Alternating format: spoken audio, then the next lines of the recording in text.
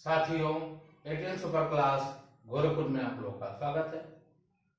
साथियों, उत्तर कुंजी का मैटर का ऑर्डर कब आएगा,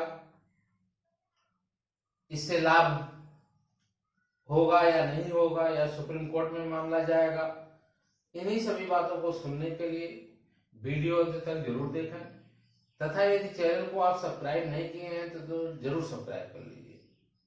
अब हम चलते हैं कि ऑर्डर आने की संभावना कब है। तो सोमवार को जन्माष्टमी है, उसकी भी छुट्टी है। अब जैसे ही कोर्ट खुलेगा और दोनों जज बैठेंगे, उसी समय जो है ऑर्डर आने की संभावना बनती है। जब सिग्नेचर हो जाएगा, साइन हो जाएगी, उसके बाद ही ऑर्डर आने की संभावना बनती है। जब तक सिग्नेचर नहीं होगा तब तक ऑर्डर आने की कोई संभावना नहीं है। अब ये ऑर्डर जो है 10 दिन में भी आ सकता है और मैक्सिमम 3 महीना होता है। इसका ड्यूरेशन मैक्सिमम जो है मैक्सिमम 3 मंथ्स होता है, लेकिन उम्मीद किया जाता है कि नेक्स्ट मंथ में ही आ जाएगा। उम्मीद यही किया जाता है कि नेक्स्ट वीक में आ जाएगा, मंथ नहीं नेक्स्ट वीक में आ जाएगा, माने अगले महीने में सितंबर तक आ जाएगी, क्योंकि इधर बंदी हुआ है। अब ये जब मामला आएगा तो उसमें नंबर बढ़ने की प्रबल संभावना है कि नंबर बढ़ेगा ही बढ़ेगा। जिस तरह जज महोदय ने कहा है कि नंबर बढ़ेगा। पहली बात ये थी कि उन्होंने कहा था कि कॉमन नंबर मिलने के लिए। यदि कॉमन नंबर मिलता है सबको, जैसे कॉमन दे दिया जाए परिभाषा पे इन्होंने कहा कॉमन नंबर दे दिया जाए, तो कॉमन नंबर देने से लाभ या हानि क्या होगी? सभी को जब मिल जाएगा, जब सभी को कॉमन नंबर मिल जाएगा तो जो पास हैं या नौकरी कर रहे हैं उनका भी नंबर, यदि इस पे नहीं पाए हैं तो नंबर पा जाएंगे, बढ़ जाएगा नंबर, मार्क्स बढ़ जाएगा। तो ये कहीं ना कहीं मेरिट में बने रहेंगे। और ऑर्डर में जिस तरह जज महोदय ने कहा है कि ऑर्डर में आएगी कि जो नौकरी कर रहे हैं उनको कोई जो है दिक्कत ना हो, छेड़खानी ना हो, ये ऐसे सेफ रहेंगे। इनको जो है सेफ रखते हुए जो लोग इसमें कट ऑफ में आ रहे हैं, कट ऑफ में आ जा रहे हैं, उनको भी नौकरी देने की ऑर्डर हो रही है कि अगर ये कट ऑफ में आ जा रहे हैं तो नौकरी पाएंगे। एक नंबर ये और बढ़ जाता है। अब तो ऑर्डर आने पे डिस्कस तो हुआ था, उस पर भी प्रबल संभावना मानी जा रही है। एक नंबर और है जिसमें जो है आपका प्रति व्यक्ति आय पे भी संभावना बन रही है कि हो सकता है उस पर भी नंबर बढ़े। तो अब ऑर्डर आ जाए तभी क्लियर होगा कि उसमें लिखा क्या गया है। अब ये नंबर बढ़ गया, नंबर बढ़ने के उपरांत अब होगा क्या कि सरकार जो है इसको नंबर बढ़ाएगी या सुप्रीम कोर्ट जाएगी। तो उम्मीद ये है कि सरकार सुप्रीम कोर्ट जाना चाहिए। सरकार क्या करेगी? सुप्रीम कोर्ट जाएगी, और सरकार भी सुप्रीम कोर्ट जाएगी और कैंडिडेट भी सुप्रीम कोर्ट जाएंगे। कैंडिडेट क्या करेंगे? सुप्रीम कोर्ट जाएंगे, दोनों लोग जाएंगे। यदि पहले ये जाती है तो दिक्कत क्या होगा? पहले जाती है ये तो जीत जाएंगे, जीते हुए हैं, सरकार क्या हार रही है। अगर ये पहले जाती है तो इनको कैविएट दाखिल करना है, कैविएट दाखिल करना पड़ेगा। यदि हम कैविएट दाखिल कर देते हैं तो बिना हमारी बात सुने हुए स्टे नहीं मिलेगा, इनको स्टे नहीं मिलेगा, क्योंकि ये लेने क्या जाएगी? स्टे लेने जाएगी कि नंबर ना बढ़ाए, नंबर ना बढ़ाए। इसलिए सरकार क्या करेगी? स्टे लेने। जब कैबिनेट दाखिल कर दिया जाएगा तो यहाँ पर भी जो है कैंडिडेटों की बात सुन करके ही स्टे दिया जाएगा, ये बात रखा जाता है। लेकिन यदि सरकार नहीं जाती है, बच्चे जा रहे हैं, सरकार यही रुक गई कि बच्चे अब जा रहे हैं, तो बच्चे जो जाते हैं उसमें ये होता है कि जैसे 2 क्वेश्चन आपका, एक क्वेश्चन बढ़ गया, अब बच्चे अन्य क्वेश्चनों को लेकर के जा रहे हैं, अन्य प्रश्नों को लेकर के जाएंगे। माय लॉर्ड 2 ही क्वेश्चन नहीं बढ़ना चाहिए, बढ़ना चाहिए। जैसे 11 क्वेश्चनों पे जब जवाब मांगा गया था, जज महोदय ने मांगा 11 प्रश्नों पे, हम तो 13 लेकर गए थे, 13 प्रश्न ले गए थे, लेकिन मांगा गया था कितने, 11 प्रश्नों पर। 11 प्रश्नों पर जवाब मांगा गया तो होता ये है कि विशेषज्ञ की टीम बनाई जानी चाहिए, कमेटी बनाई जानी चाहिए। और जब कमेटी बनती है, विशेषज्ञ आते हैं, विषय विशेषज्ञ आएंगे, उनके अनुसार ही एक्सपर्ट आएंगे, और एक्सपर्ट पैनल जब बैठेगा, पैनल जब बैठ जाएगा तो अपनी रिपोर्ट देगा, और रिपोर्ट कहाँ देगा, लिफाफे में बंद करके जो है जज महोदय को देगा, और उसी के अनुसार वो डिसीजन देते हैं।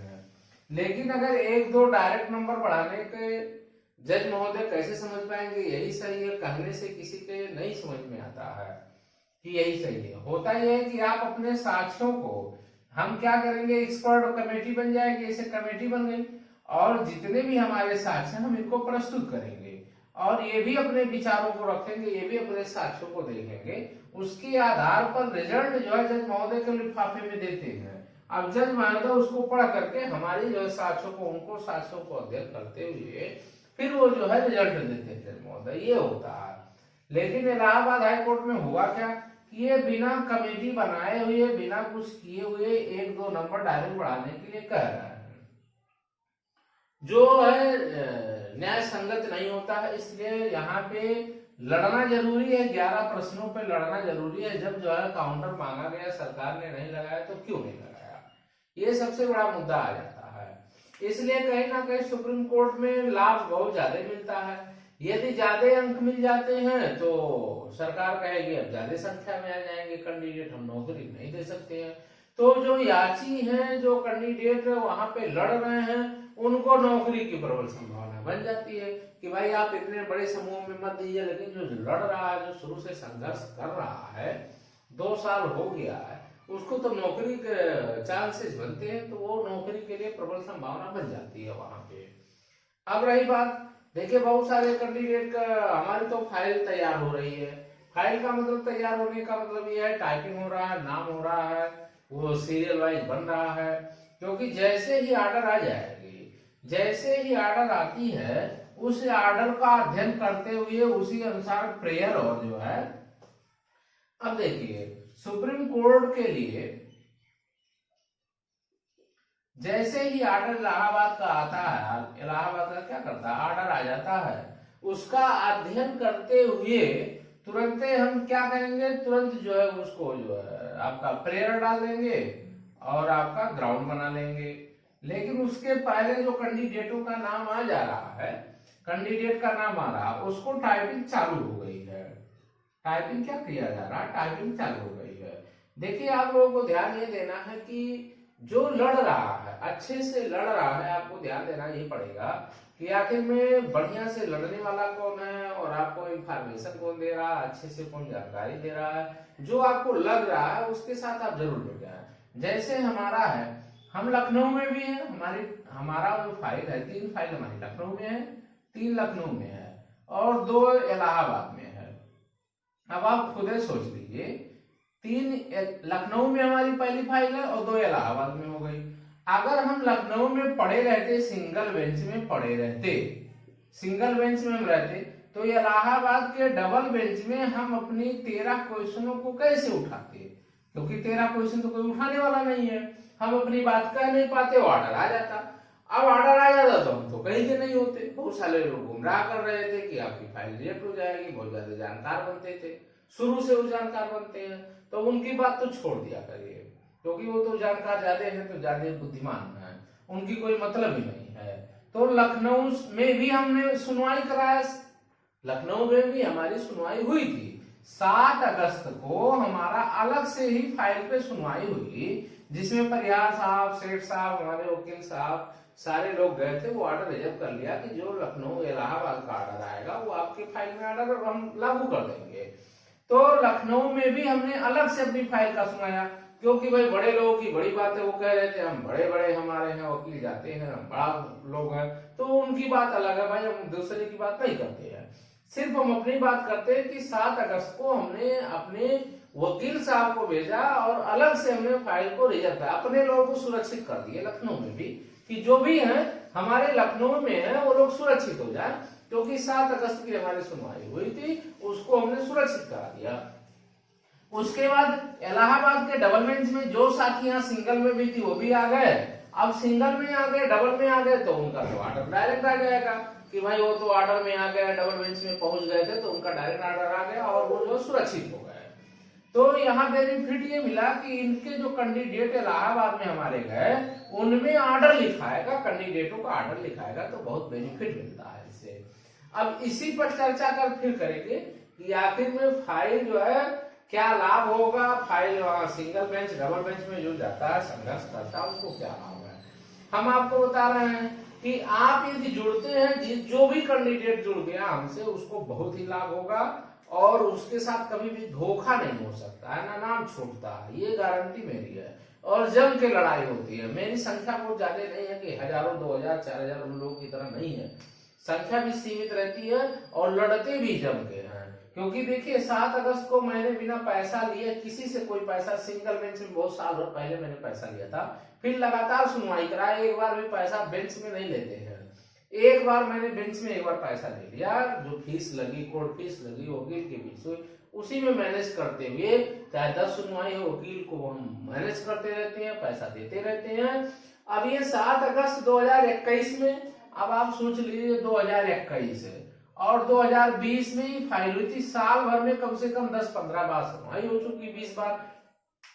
अब 20 बार वकील जो है बार बार पैसा लेते हैं, मुंशी साहब पैसा लेते हैं, वो पैसा मैनेज करना था, एक बार अमाउंट बड़ी अमाउंट जाती है, 4 लाख 3 लाख रुपया ऐसे चली जाती है, फिर बार बार सुनवाई में 50,000 60,000 बिना पैसा लिए कोई काम तो करेगा नहीं, तो बार बार पैसा देते हैं। लेकिन किसी भी कैंडिडेट से दोबारा इलाहाबाद या लखनऊ में एक फाइल पे कभी दोबारा पैसा नहीं लिए हैं, ना कभी मांगे। वो मेरा पर्सनल मैटर है कि कैसे उसको सेटिस्फाई करते हैं, कैसे उसको हम अपना पैनल खड़ा करते हैं, कैसे सुनवाई कराते हैं और अच्छे वकीलों को ले जाना, ये सबसे बड़ी बात होती है। क्योंकि आप देखेंगे अभी इलाहाबाद में जब पेपर में निकला हुआ था कि जो है सरकार से जवाब मांगना, तो हमारे वकील साहब का नाम भी निकला हुआ था, सत्येंद्र चंद्र त्रिपाठी हमारे उसमें ऑर्डर में आएगा, तो वहां पे भी हम जो है वकील अच्छा रखते हैं, बहुत सोच समझ के रखते हैं वकील कि ये वकील सही चल रहे हैं कि नहीं चल रहे हैं, बढ़िया है कि नहीं है, हमारी बातों को रख लेंगे। और जो हमारे वकील होते हैं उनको एकदम क्वेश्चन याद रहता है, 13 क्वेश्चन है, 13 के 13 क्वेश्चन को याद है, 13 के 13 साक्ष्य याद है। यही काम हम सुप्रीम कोर्ट में भी करेंगे कि सुप्रीम कोर्ट में जो भी हमारे वकील साहब रहेंगे, सीनियर रहेंगे, एवार रहेंगे और आपका जूनियर, 3 वकील हमारी हमेशा खड़ी रहेगी और तीनों वकीलों को 13 के 13 क्वेश्चन याद रहेंगे, 13 के 13 क्वेश्चन का आंसर याद करा देंगे। मतलब उनको कहीं दिक्कत ना होगा पिछली बार की तरह कि सेठ साहब को जिन लोगों ने रखा था और उन लोगों ने पटवालिया साहब को जब रख लिया तो वो दूसरे की बात करने के लिए लगने लग गए, वहां पे डिसमिस होने लग गया, तो इस तरह की बात हम नहीं करते हैं। उसको ब्रीफ कैसे कराया जाता है, क्योंकि 11 साल का अनुभव मेरा हो चुका है इस फील्ड में लड़ते, 72,825 में लड़ते इतना अनुभव हो गया कि कैसे ब्रीफ कराया जाता है, कैसे उसको अपनी बातों को कहा जाए कि वो वकील को याद रहे और वो वकील क्या करे, अपनी बातों को वहां पे कोर्ट में रख ले जाए। तो सभी साथियों से कहना चाहते हैं यदि चैनल को सब्सक्राइब नहीं किए हैं तो जरूर सब्सक्राइब करें, लाइक करें, शेयर करें। धन्यवाद।